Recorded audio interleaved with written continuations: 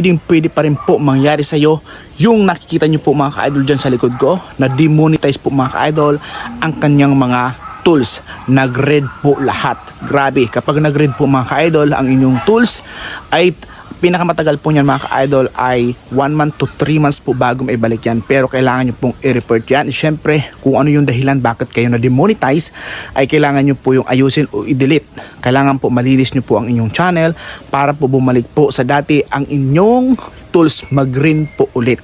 Kaya kung makikita nyo po mga ka-idol, yan sa likod, ayan nakikita nyo po, lahat po ng tools nyo mga ka-idol ay nag-red. Sikat na vlogger man mga ka-idol, pero nangyari pa rin po sa kanya na ma-demonetize. Kaya sa lahat po ng mga nag-vlog dito sa Facebook, ay ingatan nyo po mga ka-idol ang inyong Facebook channel, even ang inyong ibang platform like YouTube or ano pa man po mga kalodi. Dahil kapag na-demonetize yan, ibig sabihin wala na pong papasok na kita po sa inyong channel. Tulad po niyan mga idol, sikat na vlogger po yan mga idol, pero nagkaroon po siya ng problem sa kanyang Facebook channel, kaya po siya ay na-demonetize. So marami po ngayon mga idol ang na-demonetize ng mga Facebook channel dahil hindi po nila naiingatan, or minsan kahit po marami na silang alam na mga bawal, is meron pa rin po talaga na nagkakaroon na hindi inaasahan na ganyan, nare-restrict or else is nagkakaroon sila ng